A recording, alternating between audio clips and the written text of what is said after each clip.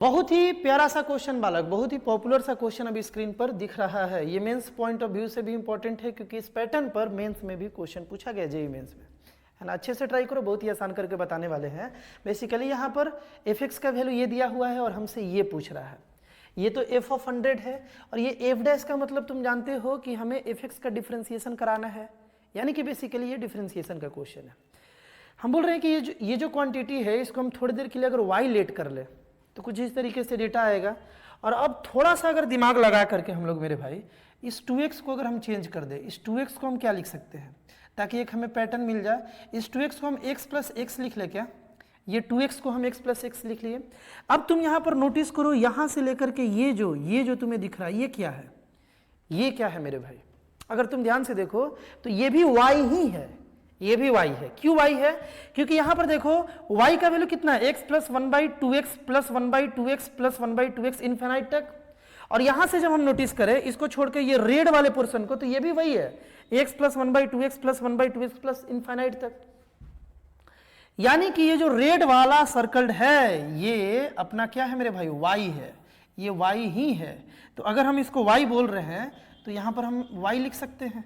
ये x plus Y यहां आ गया मेरे भाई, x प्लस वाई यहाँ आ गया। अब देखो इस x को इधर भेजे तो ये y माइनस एक्स हो गया, और इसको इधर लाए तो ये y प्लस एक्स इधर मल्टीप्लीकेशन में आकर के यहाँ 1 हो जाएगा। इसे हम लोग Y square minus X square is equal to 1 भी लिख सकते हैं, है ना। अब देखो एफ डैश मतलब क्या है, एफ एक्स को अगर हम y बोल रहे हैं, एफ एक्स को अगर हम y बोल रहे हैं, है ना, तो एफ डैश एक्स निकालना है, मतलब y का डिफरेंशिएशन। तो एफ डैश एक्स जो है ये y डैश होगा, हमें y डैश बेसिकली निकालना है, मतलब इसका डिफरेंशिएशन निकालना है। इसको अगर हम लोग दोनों साइड x के रिस्पेक्ट में डिफरेंशिएट कर दे मेरे भाई तो ये dy स्क्वायर बाई dx होगा, minus dx square by dx होगा, और इसको x के रिस्पेक्ट में डिफरेंशिएट करेंगे तो 0 आ जाएगा, कांस्टेंट है। बात क्लियर है ना। यहाँ चलते हैं, यहाँ चलते हैं। अब ये तो डिफरेंशिएट हो नहीं रहा है तो इसको हम लोग dy square by dy into dy by dx लिख सकते हैं, और ये तो डिफरेंशिएट हो जाएगा, 2x हो जाएगा ना मेरे भाई, ये 2x हो गया, 2x इज इक्वल टू 0 आ गया। कोई दिक्कत है?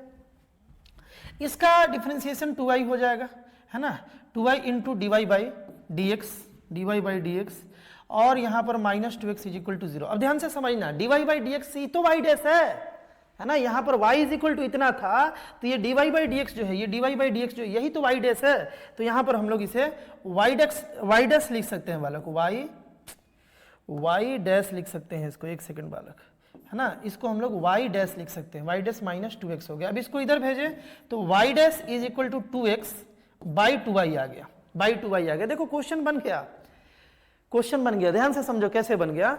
ये 2 से 2 यहाँ कैंसिल हुआ बालक, ये y इधर मल्टीप्लाई में आएगा तो ये y डैश इंटू वाई हो गया, y मल्टीप्लीकेशन में, और लेट इंटू यहाँ पर 1 है, x को नीचे ला दे तो x यहाँ आ गया इज इक्वल टू 1 हो गया, है ना।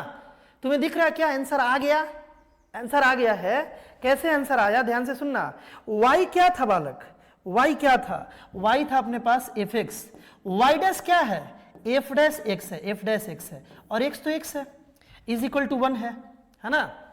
अब इस तरीके से एक डेटा मिला। अगर हमसे एफ ऑफ 100 भी पूछा है तो क्या फर्क पड़ता, इस पूरे का वैल्यू तो कांस्टेंट आ रहा है, 1 आ रहा है। अगर हमसे एफ 100 भी पूछ रहा है तो इससे कुछ फर्क तो नहीं पड़ेगा। यहां पर बेसिकली हमें, यहां पर मेरे भाई बेसिकली हमें 100 पुट कर देना है। तो F 100 into F dash 100 by x की जगह भी 100 पुट कर लेते हैं, इज इक्वल टू 1। यही होगा ना आंसर।